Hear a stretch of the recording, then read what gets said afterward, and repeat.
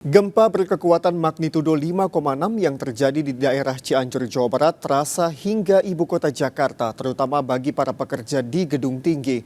Para pekerja seperti di kawasan SCBD harus menuruni tangga darurat dari lantai 15.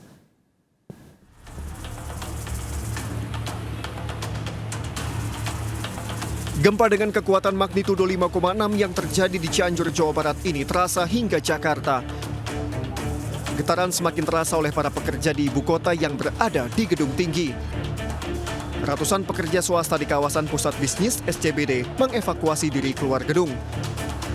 Salah satu pekerja mengaku harus menyusuri tangga darurat dari lantai 12 untuk menyelamatkan diri. Lagi ngapain mas tadi mas pas gempa mas? Mas? Lagi di atas tiger. Atas tiger? Di lantai berapa? Ya, lantai 12. Lantai 12, berasa banget. Terus turunnya gimana? Hari lewat tangga darurat. Tangga darurat.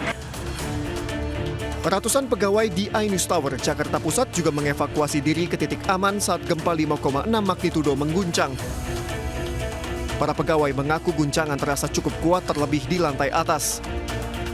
Gempa terjadi selepas istirahat siang dan saat pekerja hendak kembali bekerja. Gempa juga dirasakan cukup lama dalam beberapa detik. Jam satuan kayaknya, jam satuan lebih 10 menit apa ya. Nggak begitu memperhatikan jam sih Mbak, cuman karena itu udah panik duluan ya, karena kenceng banget, jadi kita langsung lari semuanya. Jadi berapa lama kira-kira berasanya? Kurang lebih 5 lebih kayaknya deh Mbak, 5 menitan kali ada. Iya, karena pas turun pun masih kayak berasa gitu. Iya, dan tadi pas lihat gedung-gedung juga kayaknya masih goyang, iya. Tidak hanya dirasakan di gedung tinggi, gempa magnitudo 5,6 dirasakan merata oleh para pekerja di ibu kota. Sejumlah pegawai mengaku panik dan takut akibat guncangan gempa membuat kantor bergetar cukup kuat. Guncangannya berasa banget tuh? Berasa.